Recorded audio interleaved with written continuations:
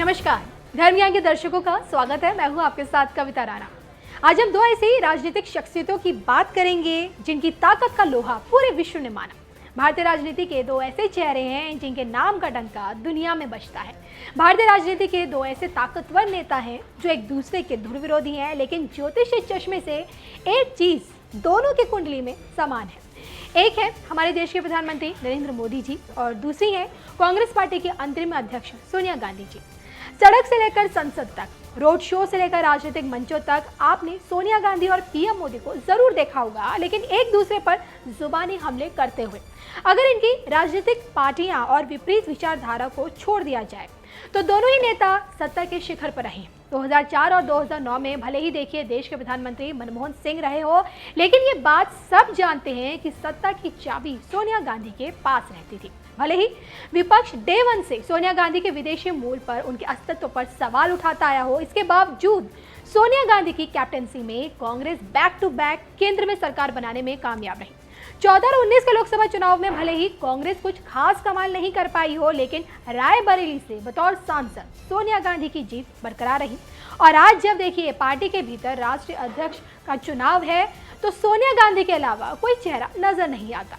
तो 75 साल की उम्र में भी शक्तिशाली महिलाओं में सोनिया गांधी का नाम टॉप पर है। वहीं दूसरी तरफ देश में कमाल और दुनिया में धमाल मचा चुके पीएम मोदी को देश एक बार फिर प्रधानमंत्री बनता देखना चाहता है। एक चाय वाले से देश का प्रधानमंत्री बनने का ये सफर अगर दुनिया के लिए दिलचस्प है तो पीएम मोदी के लिए चुनौती भरा। जी हाँ, बीते 8 सालों में पीएम मोदी की कैप्टनसी में भारत कहां से कहां पहुंच चुका है, इसका अंदाजा आप इसी से लगा लीजिए कि कोरोना काल हो या फिर रूस यूक्रेन संकट, दुनिया ने उम्मीद भरी नजरों से सिर्फ और सिर्फ भारत को ही देखा। दोनों ही नेताओं की रिपोर्ट कार्ड उपलब्धियों से भरी पड़ी हैं, लेकिन आज हम आपको इनकी कुंडली में मौजूद एक विशेष राजयोग के बारे में बताएंगे जिसके बारे में बहुत ही कम लोग जानते हैं। देश भर के ज्योतिषों की माने तो 71 वर्षीय पीएम मोदी और 75 वर्षीय सोनिया गांधी की कुंडली में बुधादित्य राजयोग का निर्माण होता है। बुधादित्य राजयोग पीएम मोदी की कुंडली के 11वें भाव में बनता है, तो वहीं सोनिया गांधी की कुंडली में यह योग 5वें भाव में बनता है। और यहाँ आपको ये भी बता दें कि ग्रहों के राजा सूर्य और ग्रहों के राजकुमार बुध, इन दो ग्रहों की युति से बनने वाला ये बुधादित्य राजयोग कई मायनों में खास होता है। जी हाँ, कहते हैं कि भाई जिस किसी व्यक्ति की कुंडली में ये राजयोग होता है उसे धन, वैभव, मान, सम्मान की प्राप्ति होती है। और इस योग में जन्म लेने वाले व्यक्ति अगर गरीब परिवार में जन्म लेते हैं तो वो धीरे धीरे धनी बन जाते हैं। तो बुधादित्य राजयोग व्यक्ति के भाग्य को प्रभावी भी बनाता है और जिससे जीवन भर उसे लाभ मिलता रहता है। लेकिन ऐसा नहीं है कि भाई इस राजयोग से सभी जातकों को एक समान फल मिले, क्योंकि ये राजयोग किस भाव में बन रहा है उस पर भी ये निर्भर करता है। तो आइए ज्योतिष अनुसार ये जानते हैं कि 12 भाव में बुधादित्य राजयोग क्या क्या फल देता है। प्रथम भाव में बुधादित्य राजयोग, ज्योतिष शास्त्र में ऐसा बताया गया है कि यदि किसी व्यक्ति के प्रथम भाव में बुधादित्य राजयोग बन रहा हो तो ऐसे में उस व्यक्ति को मान, सम्मान और यश की प्राप्ति होती है। बुधादित्य योग के बनने से जातक को करियर के प्रति गंभीर रहना पड़ता है और ऐसे में वो अपने लक्ष्य की पूर्ति के लिए कार्य करता देखता है और उसे अपने लक्ष्य की प्राप्ति भी होती है। द्वितीय भाव में बुधादित्य राजयोग, द्वितीय भाव में बुधादित्य योग बन रहा है तो ऐसे व्यक्ति को सुखी जीवन और ऐश्वर्य की प्राप्ति होती है। ऐसे लोगों को हर तरह की जानकारी प्राप्त करना पसंद होता है। ये किताबों से अध्ययन करने में ज्यादा समय व्यतीत करते हैं।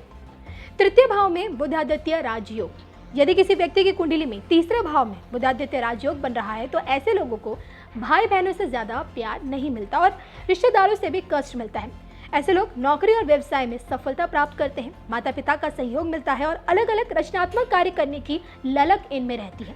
इन लोगों को सेना, पुलिस और राजनीति में अच्छे पद की प्राप्ति होती है। चतुर्थ भाव में बुधादित्य राजयोग, यदि किसी व्यक्ति की कुंडली में चतुर्थ भाव में बुधादित्य राजयोग बनता है तो ऐसे व्यक्ति स्वयं विद्वान होने के साथ साथ विद्वानों और श्रेष्ठ लोगों के साथ रहना ज्यादा पसंद करते हैं।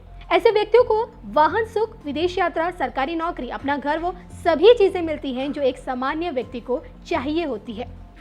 पंचम भाव में बुधादित्य राजयोग, यदि किसी व्यक्ति के कुंडली के पंचम भाव में बुधादित्य राजयोग बन रहा है तो ऐसे में उस व्यक्ति को अल्पायु संतान प्राप्त होती है, लेकिन गुणवान संतान को जन्म देता है।